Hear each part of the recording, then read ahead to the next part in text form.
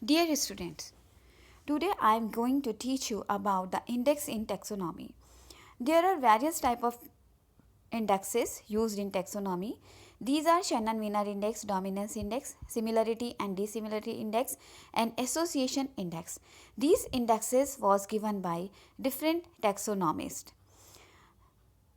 Topic को start करने से पहले हम ये देख लेते हैं कि इंडेक्स होता क्या है. Index An index is a mathematical measure of species diversity in a community.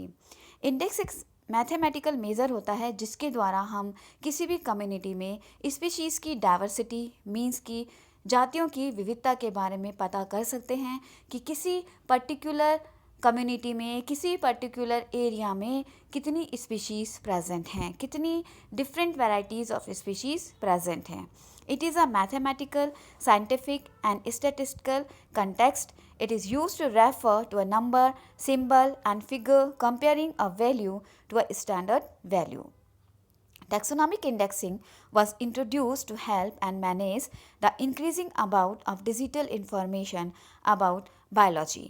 Biology के फील्ड में जो डिजिटल इंफॉर्मेशंस हैं जो कि लगातार इंक्रीज़ हो रही हैं उनके बारे में हेल्प और मैनेज करने में taxonomic indexing important role play करती है. Now we come to the Shannon-Wiener index that is also known as information index.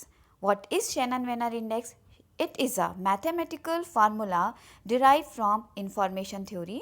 यह एक मैथमेटिकल फार्मूला है जो कि इंफॉर्मेशन थ्योरी से डिराइव हुआ है और यह इंफॉर्मेशन थ्योरी कुछ इंजीनियर्स के द्वारा डेवलप की गई थी. वो ये देखना चाह रहे थे कि जब हम किसी टेलीफोन लाइन से किसी डाटा को जब हम ट्रांसमिट करते हैं तो यह डाटा कितनी एफिशिएंटली जो है वो पास हो सकता है, कितनी एफिशिएंटली जो है ये ट्रांसमिट हो सकता है. The Shannon index is a popular diversity index. Shannon index जो है एक पॉपुलर डाइवर्सिटी इंडेक्स है जो कि स्पीशीज़ की डाइवर्सिटी के बारे में बहुत एफिशिएंटली बताता है. This measure was propose by Claude Shannon.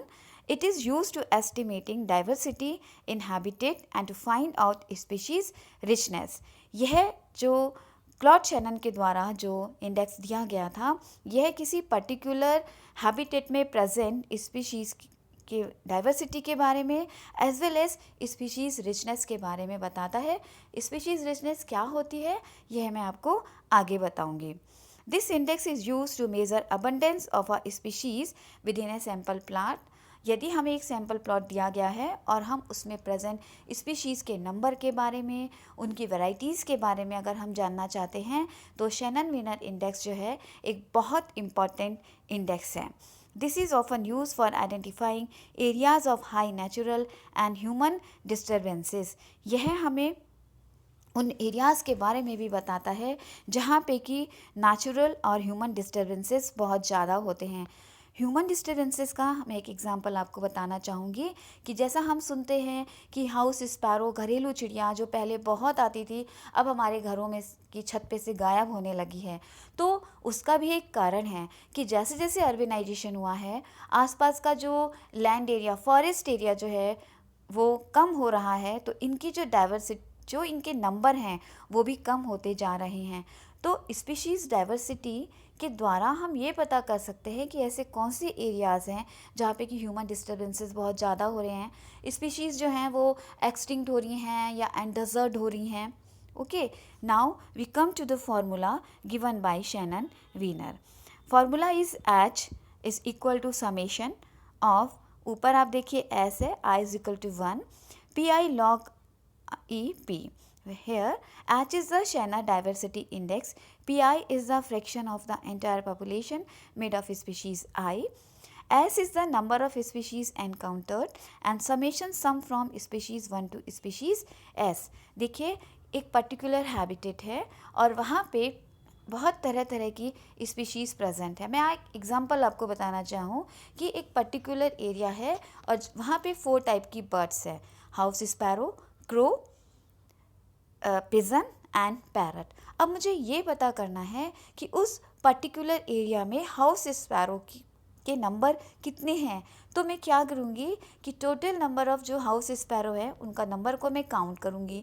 ये नंबर काउंट करके मैं इसको जो टोटल नंबर ऑफ़ उस एरिया में जो टोटल नंबर ऑफ स्पैरो हैं, क्रो हैं, पैरट हैं और पिजन है, जितने इन चारों के टोटल नंबर थे उससे मैं उसको डिवाइड कर दूंगी। तो मेरे पास जो फ्रैक्शन आएगा वो हाउस स्पैरो का फ्रैक्शन आएगा। सपोज इसको मैं आई से डिनोट कर रही हूँ। ओके, अब देखिए यहाँ पे मैंने सिर्फ बर्ड्स की बात की है। यदि मैं उस पर्टिकुलर एरिया में पाए जाने वाले सभी इंडिविजुअल्स की बात करूँगी तो टोटल नंबर आ जाएगा और वो स्पीशीज़ डाइवर्सिटी के बारे में बताएगा। एच इज़ शेनर डाइवर्सिटी इंडेक्स है।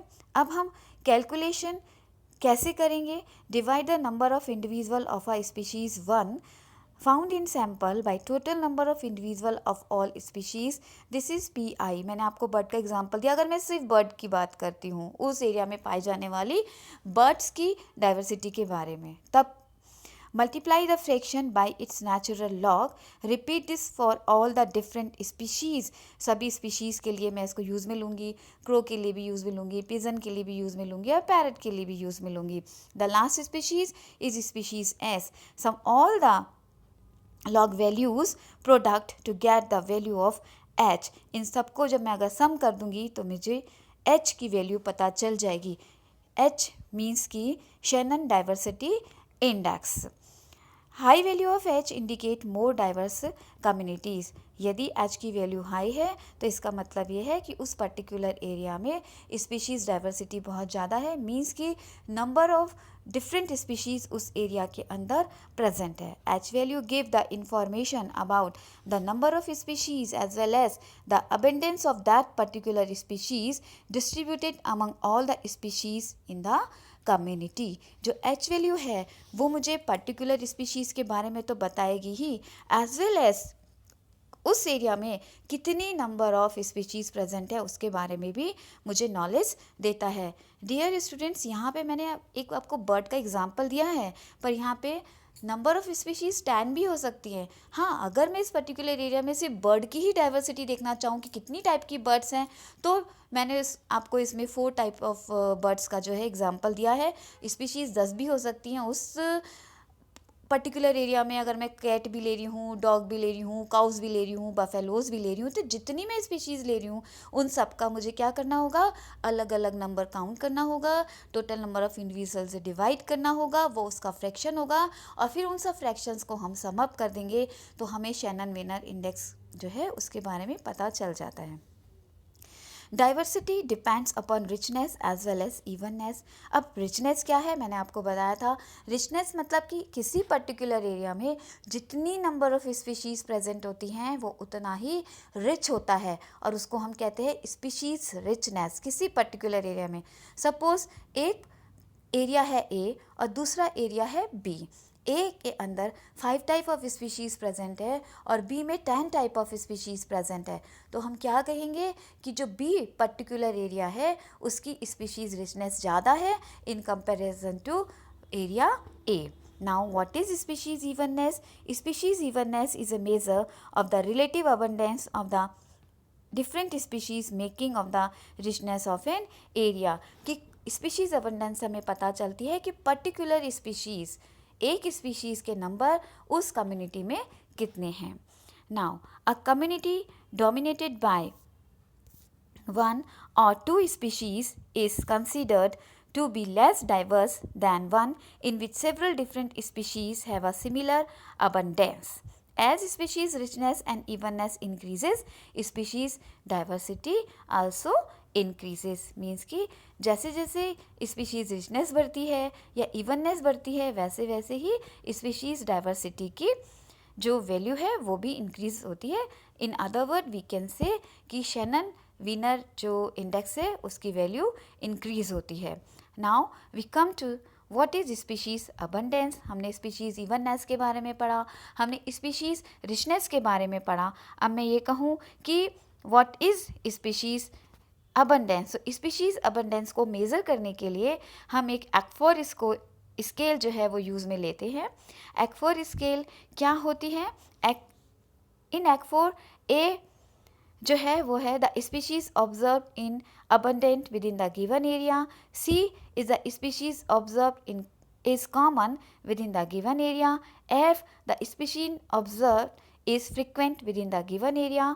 O, the species observed is occasional within the given area. And R is the species observed is rare within the given area. जो एक्फोर स्केल है आप इसमें देखिए कि जो स्पीशीज ऑब्जर्व जो है वो तो सब में सेम है, पर A means abundant, C means common, F for frequent, O for occasional and R for rare. इन सबसे जो है हम स्पीशीज अबंडेंस के बारे में पता कर सकते हैं. Now we come to the dominance index और Berger Parker dominance index.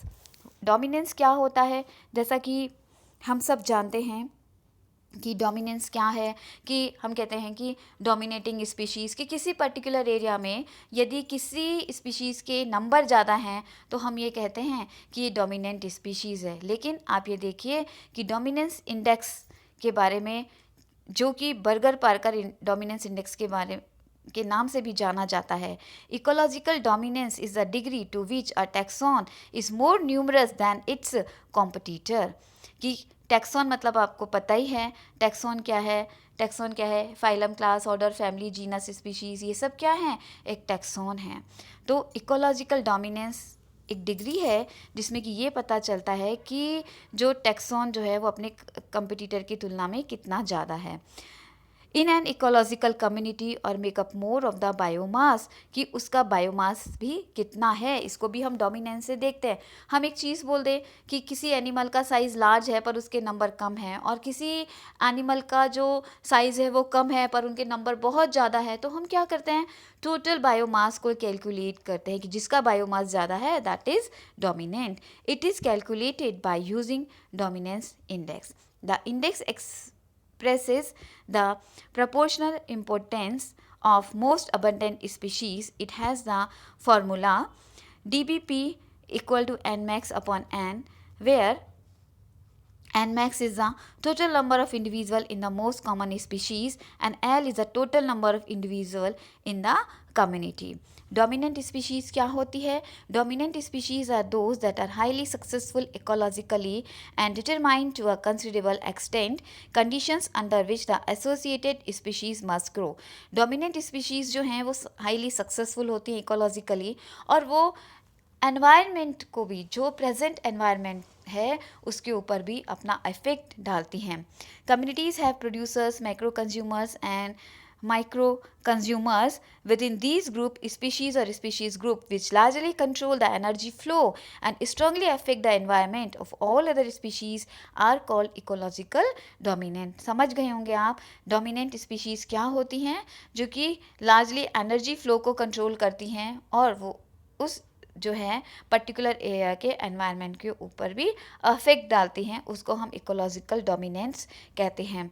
Index of dominance का जो फार्मूला है that is according to Odum, index of dominance is calculated as follows. C is equal to summation of Ni upon N का whole square. Ni is the importance value for each species, number of individual, biomass production and so forth, and as is the total number of importance value. Whitaker has calculated dominance index for a number of forests based on the contribution of each tree species to total net primary production. The northern communities have fewer species as dominant than southern communities. Northern communities, क्योंकि वहाँ पे जो environmental conditions होती हैं वो बहुत harsh होती हैं, तो वहाँ पे जो स्पीशीज़ जो रह सकती हैं वहाँ बदल इतना हार्श एनवायरनमेंट के लिए जो एडेप्टेबल होती हैं, तो वहाँ पे नंबर ऑफ़ स्पीशीज़ कम होती हैं as compare to southern communities. Dominance वर्फेयर where physical factors are extreme. वहाँ ऐसे एरिया जहाँ पे फिज़िकल फैक्टर्स बहुत एक्सट्रीम होते हैं, फॉर एग्जांपल जैसे टुंड्राज है जहाँ पे कि बर्फ़ बहुत होती है, बहुत कम नंबर में जो है इकोलॉजिकल डोमिनेंस प्रेजेंट होते हैं. Thus dominance in all ecological group is much more clear cut in desert, tundras and other extreme environment. जहाँ पे एनवायरमेंटल कंडीशंस बहुत हार्श है, बहुत डिफ़िकल्ट हैं, तो वहाँ पे स्पीशीज़ डाइवर्सिटी जो है वो हमेशा लेस होती है. डोमिनेंस जो हैं वो उनको हम क्लियर कट मार्क कर सकते हैं. ऐसा सिम्पसन ने कहा था 1949 में। Removal of dominant would result in important changes in biotic community as well as physical environment. यदि उस एरिया में से हम डोमिनेंट को रिमूव कर दें तो यह बायोटिक कम्युनिटी और फिजिकल एनवायरनमेंट के ऊपर भी एडवर्स इफेक्ट डालती है। And removal of non dominant species would produce much less changes. तो डियर स्टूडेंट्स, ये हमारा आज का Shannon Wiener index and dominance index था। जैसा कि आपने मुझे कहा था कि मैं इसको, क्योंकि बहुत से स्टूडेंट्स जो थे वो ऑफलाइन क्लासेस में आ नहीं पाए थे, तो ये वीडियो मैंने आपके लिए बनाया है। अगर आपको पसंद आता है तो बताइएगा। आगे भी जो है हम सिमिलरिटी, डिसिमिलरिटी और एसोसिएशन इंडेक्स के बारे में आपको और वीडियो बनाएंगे। Thank you.